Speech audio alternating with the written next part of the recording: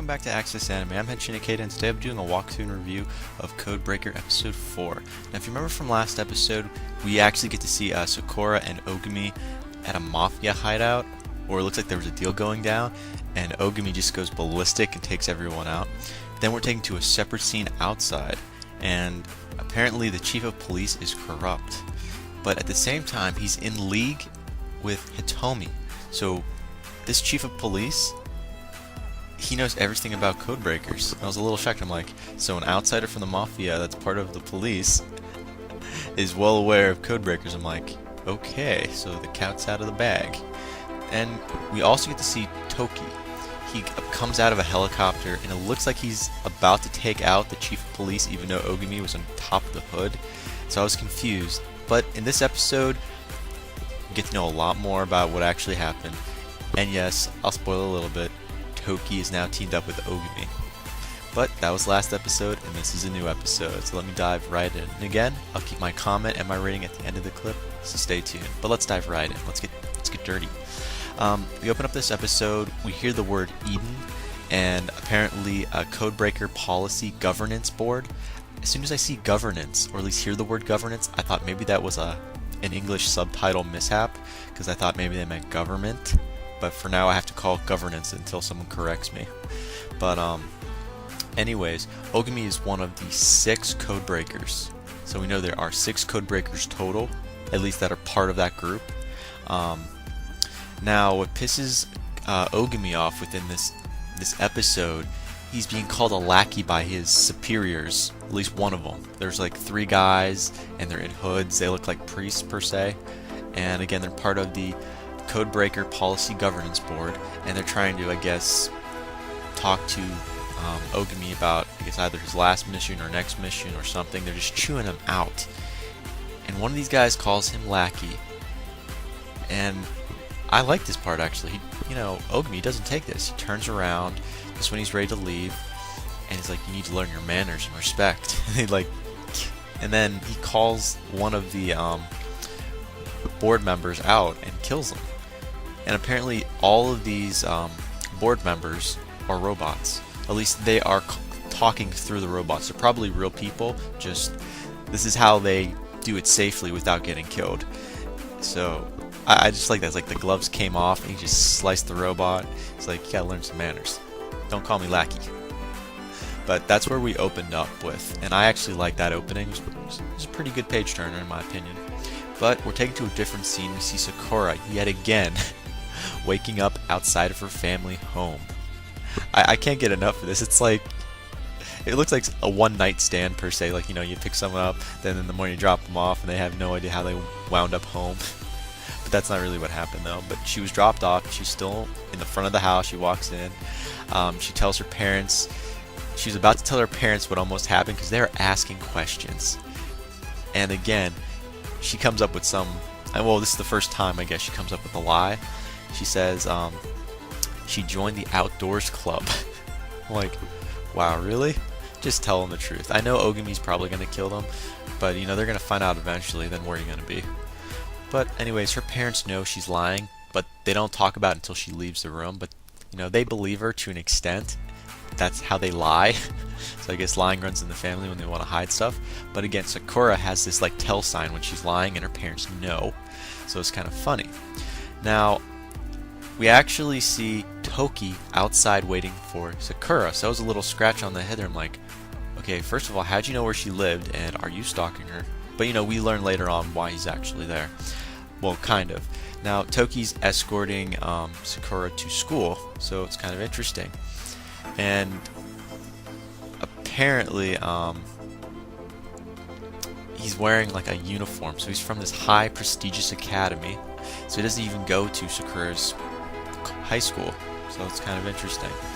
And Ogami appears out of nowhere behind a bench, because that's where Toki and Sakura were actually sitting, because they wanted to do a catch-up. Apparently Sakura wanted to hit Toki up about more information about Ogami.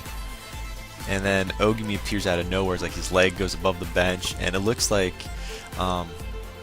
Toki and Ogami were gonna fight, and then Sakura jumps in the middle and says no. She like grabs a hand by hand and like, no, you guys aren't fighting. Now again, I have a really good assumption that Sakura actually has power within this series. I mean, it's pretty obvious she's got to have something. She can cancel out power or something here because she has the power or the tenacity to stop them fighting. But again, she really doesn't get really any information from Toki. Now this is the weird moment. We're taken to a different scene after the miniature fight that almost broke out between the two, to Sakura's high school, and we see Masami, I believe that's how you say his name, Masami, Masaomi. Anyways, Masami, he's drinking tea in the middle of the high school entrance, and we know nothing about this guy. Just that apparently he looks pretty cool and silent and a little too cheerful at times. And Sakura sees Toki out. Well, just before I get ahead of myself, everyone writes off Masami. Like they just like they walk it off and they go into the school. You know, it's like, no, I don't want tea. Like he asks Sakura, do you want tea? He's like, no, I'm good. She walks in. Now we see Sakura in her classroom, and it looks like she's about to answer a question that the teacher was going to ask or something. Well, I guess the teacher noticed her, so she's like staring off at the distance, and she sees Toki outside on the school premises. And again, he's not part of the school, and she instantly gets up and says, yeah, I gotta go to the nurse, excuse me. Walks out.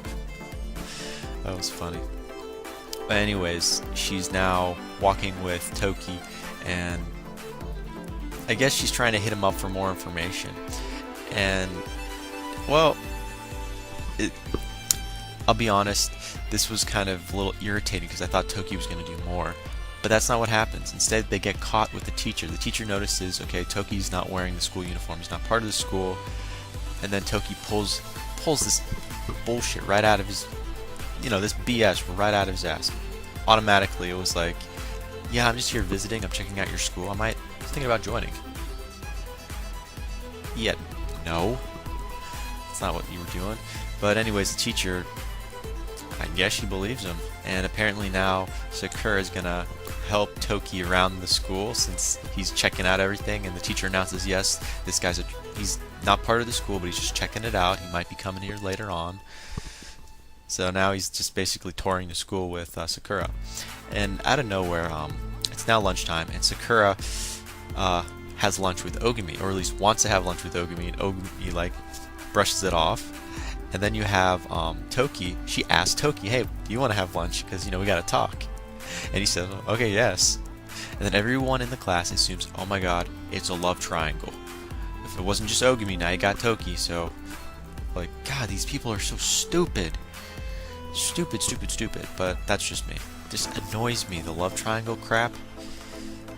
But anyways, you see Toki, after they get upstairs more and they talk, Toki grabs Sakura's breast. And now we find out that Sakura actually puts two and two together. It's like, wait, only one other person actually did this to me, and that was Ninin, which is technically Toki's older sister, but I don't know how does Toki have an older sister? This girl that was playing with Sakura's breast in like one of the first episodes, she was like a lot younger, but apparently this is Toki's older sister, and it kind of leaks out that he's protecting her, and Sakura picks this up right away. But before we get into more information about this, and it kind of slips, Toki slips that this is his sister or something along those lines, Ogami appears out of nowhere, and he's bringing Sakura to the rooftop or something like that. So like, come with me, like the rooftop. And Masami is upstairs yet again with the tea, and it annoys the hell out of me. And then we see Toki's older sister, the one that was playing with Sakura's breast. I should point out again, Toki was playing with Sakura's breast just before they got upstairs. So I thought, and she didn't even bother. Sakura kind of made a move away from him in a different way, defensive stance. But as soon as she goes upstairs, Ninin, which is Toki's older sister, grabs her by the breast. She has no problem. Like, she's too relaxed. But we don't know why either of those two are on the rooftop. Just pointing that out. There was no closure on why they were on the rooftop, so we don't know. Just that Toki slightly backed away and walked downstairs. And I guess there was, Sakura eventually catches up and she's like, I kind of figured it out, that's your sister. And he's like, I have no idea what you're talking about. I don't have a sister. He's playing dumb. But, it's kind of obvious at this point in time that that girl on the rooftop was his sister. But anyways, now Sakura is with Toki and Ogami, and they're doing a next mission. They're doing another mission. And apparently, Sakura's tagging along. First it was just Ogami, she's tailing Ogami, and then Toki joins, and they appear right in front of this building. Now I should point out from the last episode that Toki and Ogami are working together. They're on the same team. At least that's what it appears to be. So they're not fighting with each other. But they bicker a lot. So it's kind of a plus and minus. But they make a good team in my opinion. Now, again, they're entering this building. And we actually get to see Toki's power. And at first, it looks like, I'll be honest, it appears to be he manipulates the sand. But correction, he manipulates magnetic fields. I know, but you want to say sand because it looks like sand, but it's a magnetic field. Now, again, we're pushing on. We're going inside this building, and this is the weird part. Sakura keeps saying, yeah, you guys got to stop doing this, And then, I guess Toki or Ogami slips out, this is a government facility where they do research on, abilities. And, Sakura's a little sense like abilities, government. It's the government, like, what are you guys getting me into type of a feel. But, before we end up going any further, Toki disables the alarm, and they're going inside. And you have all these bodyguards, and they're ready to attack. And, Ogami and Toki do their thing with their magic abilities and take care of them. But, Sakura jumps in just before the rest of the guys can kill the bodyguards. Kind of. Even though Ogami jumps in and stops the bullets. It's just, I don't know if these bodyguards are dead or not, just they appear to be mostly dead. Some of them are still alive. But before that can finish, you've got two guys, we don't know their names. They jump right out of this government facility, and they both have powers. One guy, it looks like you see wind, and the other guy uses water or can manipulate water, but just before you can see their powers, they turn their own bodyguards into stone, and the stones deteriorate. So it's like, I'm a little like, why would you do that to your own bodyguards? Unless they were being held captive or something, or were research experiments, I can see why they wouldn't care. But again, the bodyguards are not completely dead. So that was kind of interesting.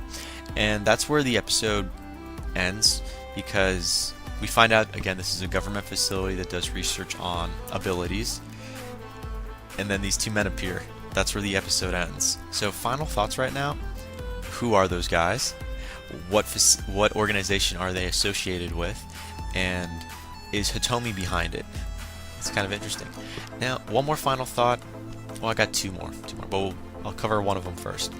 Hitomi, what's your background in this, and are you behind the government facility of that particular one? Like, what's your role in this? Are you really the villain, or do you have different motives?